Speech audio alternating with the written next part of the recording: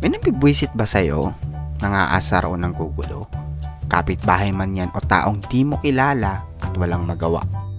Minsan mananahimik ka na lang kasi naiinis ka na, wala ka namang planong gumante at baka umabot pa to sa karahasan. Alam mo ba na pwede mo sila ireklamo? May batas na nagpaparusa sa mga ganyan. Ito ang Article 287 sa ilalim ng Unjust Vexations. Ito ay isang mas malawak na probisyon sa ilalim ng Article 287 at kadalasang tinutukoy bilang isang catch-all na paglabag.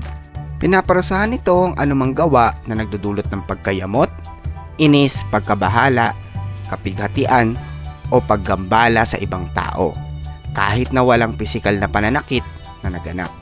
Ang mga pangunahing elemento ng unjust vexations ay kinabibilangan ng kilos ng tao. Ang kilos ng salarin ay dapat magdulot ng pagkayamot o inis. Walang karahasan. Ang gawa ay hindi dapat kinasasangkutan ng pisikal na lakas. Layunin.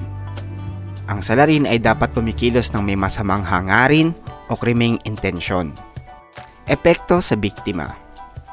Ang act o gawa ay dapat nagdulot ng emosyonal o psikolohikal na pinsala sa biktima.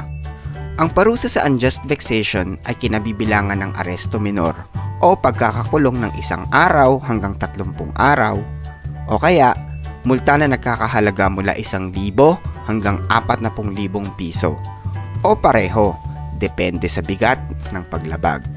Kaya sa susunod na naglalakad ka sa labas o kahit nasan ka man at may nang-iinis sa'yo, pwede mo to magamit.